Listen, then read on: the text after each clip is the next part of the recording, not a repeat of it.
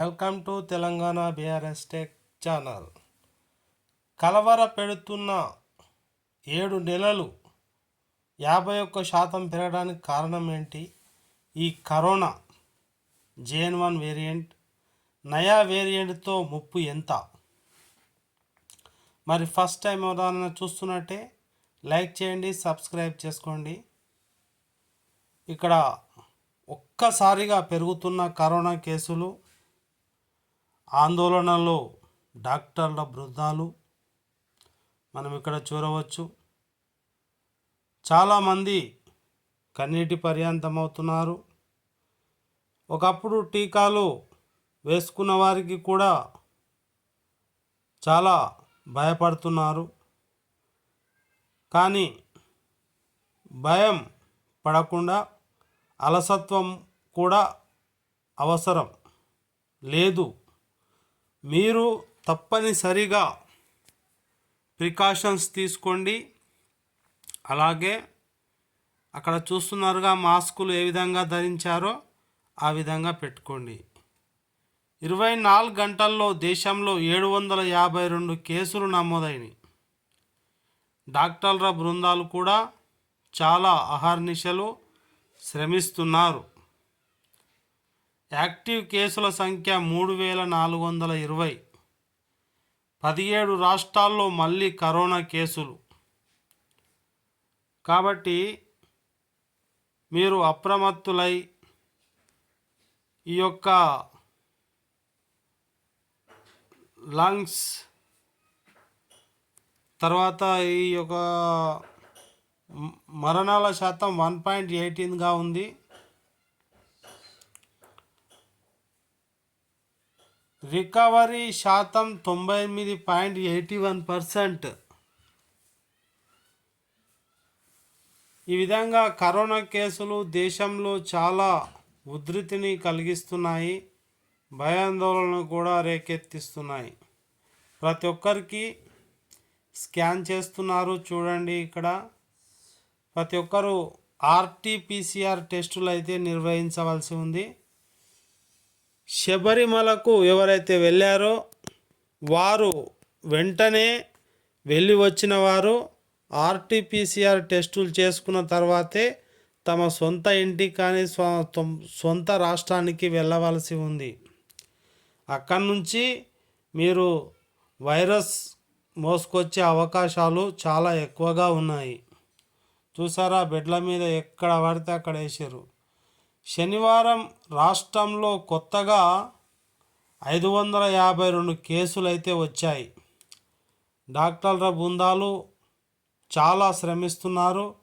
వాళ్ళు చేతులు ఎత్తేస్తే ఇక మన పరిస్థితి ఏందో. ఆక్సిజన్ సిలిండర్లు ఇప్పుడు అందుబాటులో ఉన్నాయి. కానీ మీరు విచ్చలవిడిగా రోడ్లపైన కానీ ఎక్కువ జనసాంద్రత ఉన్న ప్రదేశాలలో తిరగడం వల్ల మీకు చాలా ప్రమాదాలు వచ్చే అవకాశం ఉంటుంది. కాబట్టి అలా చేయకండి. డాక్టర్ పర్యవేక్షణలో మంచి మందులు తీసుకొని RT-PCR ఇక్కడ టెస్ట్ చేస్తున్నారు కదా, ముక్కులో నుంచి ఒక మనకు వైరస్ ఉందా లేదా అని చెక్ చేసి వాళ్ళు చెప్తారు. అయితే ఈ యొక్క కరోనా అనేది ఈ JN.1 అనేది మనకు ఏపీలోనూ పెరుగుతున్న కోవిడ్ కేసులు. ఫస్ట్ ఇది ఎక్కడొచ్చింది? కేరళలో వచ్చింది. NTR జిల్లాలో 5, విశాఖలో 3, కాకినాడ జిల్లాలో 2, తూర్పుగోదావరి జిల్లాలో 1, BR అంబేద్కర్ కోనసీమ జిల్లాలలో కూడా ఈ వైరస్ వచ్చేసింది. అప్డేట్స్ వస్తున్నాయి. కాబట్టి అప్రమత్తంగా ఉండండి. ఇవి అటాక్ చేస్తాయి ఊపిరితిత్తులను మాత్రమే. ఆస్తమా, దమ్ము లాంటి వ్యాధులు ఉన్నవాళ్ళు సురక్షితంగా మాస్కులు ధరించండి. సోషల్ డిస్టెన్స్ అంటే మనుషులకు దూరంగా ఉండండి. రాసుకొని పూసుకొని మాత్రం తిరగకండి. ఈ విధంగా టెస్టులు అయితే చేయించుకోండి. ఫస్ట్ కోవిడ్-19 మనకు 2019లో చాలా చేదు అనుభవాలు మిగిలించింది. అది డిసెంబర్ నెలలోనే వచ్చింది. కాబట్టి ఇప్పుడు 2023 దాటి మనము 2024లోకి ప్రవేశిస్తున్నాము. వచ్చే సంవత్సరం చాలా వేడుకలు మనం జరుపుకోలేకపోవచ్చు. ఎందుకంటే ఈ కొత్త వేరియంట్ కరోనా వైరస్, ఇది సబ్ వేరియంట్ అంటారు, అది రూపం మార్చుకొని మళ్ళీ ఈ యొక్క మానవాళిపై తన యొక్క విజృంభణ కొనసాగిస్తూనే ఉంది. ఈ విజృంభణ అనేది ఎంతవరకు ఉంటుందో అనేది మనం చెప్పలేము. JN.1 కొత్త వేరియంట్ వ్యాప్తితో అన్ని రాష్ట్రాలు అప్రమత్తమయ్యాయి. మరి రక్తం కూడా అవసరమైతే మనము 93% మందికి తేలికపాటి లక్షణాలే ఉంటున్నాయి. 1% మందికి మాత్రమే వెంటిలేటర్ సపోర్ట్ అవసరమవుతుంది. చూసారు కదా, ఈ ఇమేజ్లో ఉన్నట్టుగా ఉంటుంది ఆ యొక్క వేరియంట్ రూపము. ఆక్సిజన్ నిల్వలు ప్రతి హాస్పిటల్లోనూ, గవర్నమెంట్ హాస్పిటల్లోనూ, ప్రైవేట్ హాస్పిటల్లోనూ ఉండే విధంగా గవర్నమెంట్ చూసుకుంటుంది. తప్పనిసరిగా సోషల్ డిస్టెన్స్ పాటించండి. టీకా దీనికి కూడా వచ్చేసింది. మీరు సాధ్యమైనంత త్వరగా తీసుకోవడానికి ప్రయత్నం చేయండి. డిసెంబర్ 17 వరకు ప్రపంచవ్యాప్తంగా 77 కోట్ల మందికి వైరస్ పెరుగుతూ పోతూనే ఉంది, తగ్గడం మాత్రం లేదు.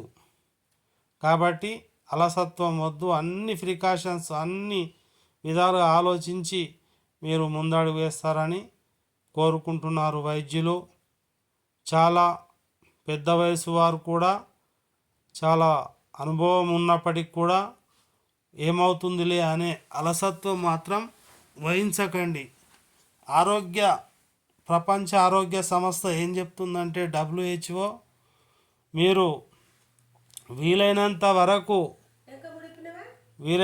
త్వరగా మీ యొక్క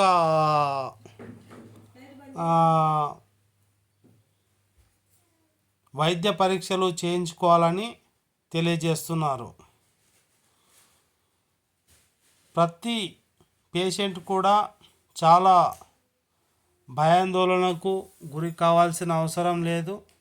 అవసరమైతే రక్త మార్పిడి చేసి తర్వాత జీనోమ్ సీరమ్స్కు పంపి కరోనా ఎంట్రీని మళ్ళీ డేంజర్ బెల్స్ మోగిస్తుంది. మరి లాక్డౌన్ విధించే అవకాశం ఉందా? వైరస్ సోకిన వారితో సాధారణ లక్షణాలే ఏ విధంగా ఉంటుందో చూద్దాము. ఇది కెనడా, రష్యా, జపాన్ వంటి అనేక దేశాలలో కూడా ఇప్పుడు చాలా విస్తృతంగా వ్యాప్తి చెందుతుంది. వృద్ధులు, పిల్లలు ఈ వేరియంట్ సోకే అవకాశం అధికం.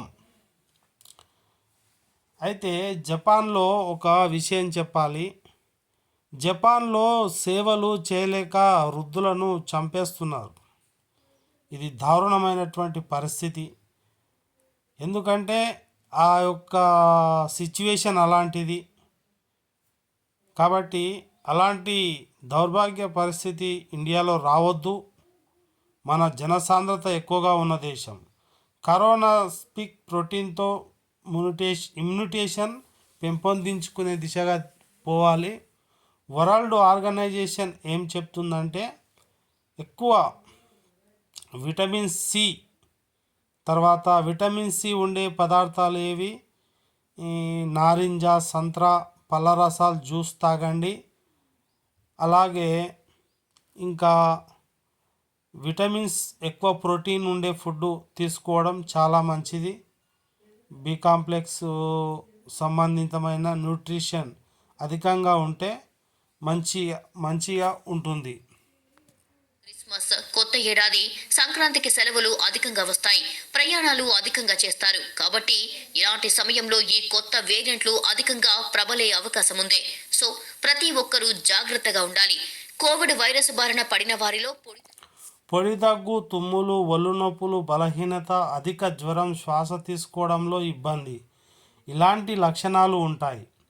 5 రోజుల పాటు మందులు వాడినా ప్రయోజనం లేకపోతే కరోనా నిర్ధారిత పరీక్ష తప్పనిసరిగా చేసుకోవాలి.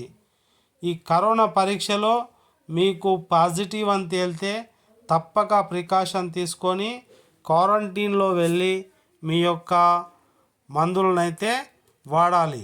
కాలంలో పరీక్ష చేయించుకొని వైద్య సేవలు పొందడం చెయ్యాలంటున్నారు నిపుణులు. కొత్త వేరియంట్ కొంత ఇబ్బందికరమైనది అయినప్పటికీ ఆందోళన చెందాల్సిన అవసరం లేదంటున్నారు. తగిన జాగ్రత్తలు పాటించకపోతే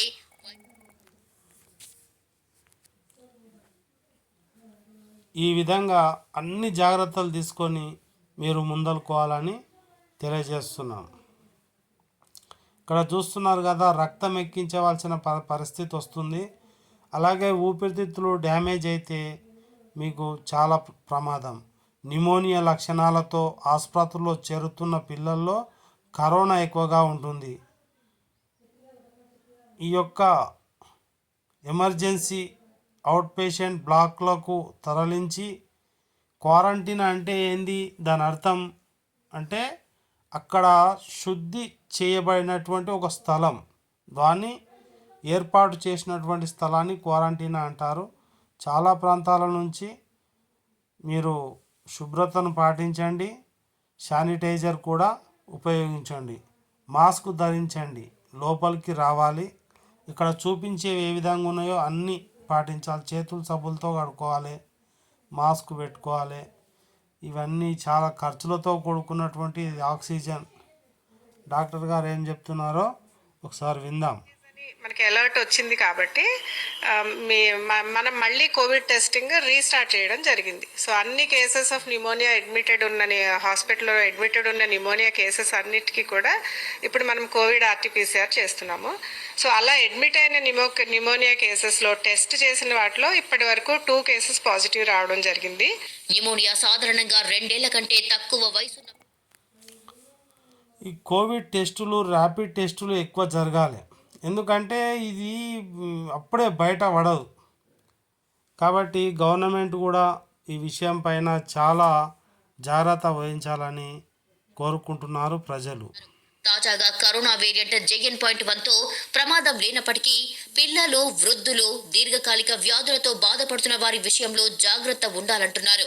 asthma, chronic obstructive pulmonary disease, గుండె వ్యాధులు, దీర్ఘకాలిక ఊపిరితిత్తుల వ్యాధులతో బాధపడేవారు, ధూమపానం చేసేవారు, HIV, క్యాన్సర్ బాధితులు, అవయవ మార్పిడి చేయించుకున్న వారు అప్రమత్తంగా ఉండాలని సూచించారు. తీవ్రమైన జ్వరం, ఆయాసం, దగ్గు, శ్వాస తీసుకోవడంలో ఇబ్బందులు ఉంటే వెంటనే వైద్యులను సంప్రదించాలన్నారు నిపుణులు. సాధారణ జ్వరం, ముక్కు కారడం, ఒళ్ళు నొప్పులు, దగ్గు, గొంతులో నొప్పి న్యూ వేరియంట్ లక్షణాలు. అసలే శీతాకాలం కావడంతో 3వ వేరియంట్ ప్రధానంగా ఊపిరితిత్తులపైనే ప్రభావం చూపిస్తుందని ప్రజలు అప్రమత్తంగా ఉండాలని వైద్యాధికారులు సూచిస్తున్నారు. బీపీ, షుగర్, క్యాన్సర్ ఉన్నవారు తగిన జాగ్రత్తలు పాటించాలి. అవసరమైతే తప్ప బయటికి రాకూడదు. ముఖ్యంగా టీబీ, ఆస్తమా, శ్వాసకోశ వ్యాధులు ఉన్నవారు తప్పకుండా మాస్కులు ధరించాలి. చిన్నారులు, వృద్ధుల్లో రోగ నిరోధక శక్తి తక్కువగా ఉంటుంది కాబట్టి పౌష్టికాహారం తీసుకోవాలి. కేరళ నుంచి వచ్చే వారితో జాగ్రత్తగా ఉండాలి.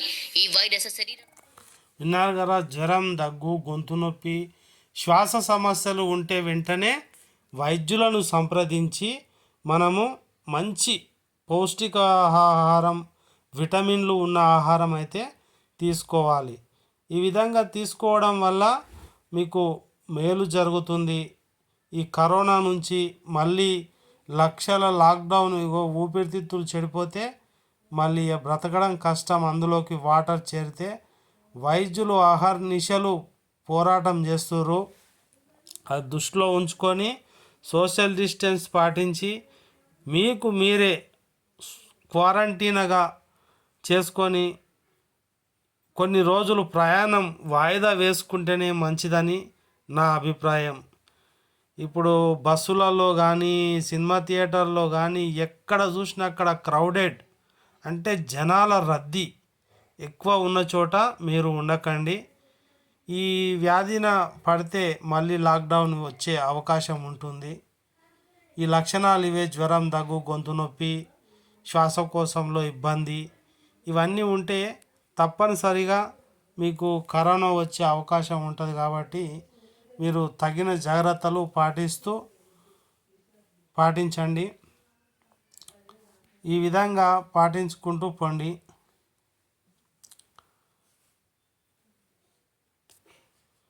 95% మంది తొలి 25 మంది బూస్టర్ డోస్, మళ్ళీ బూస్టర్ డోస్ వేయించుకుంటే మంచిదా?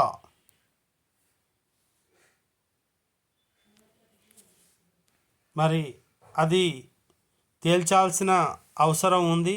మళ్ళీ పరిశోధనలు జరిపి వైద్యుల సలహాలు వచ్చిన తర్వాత చూద్దాం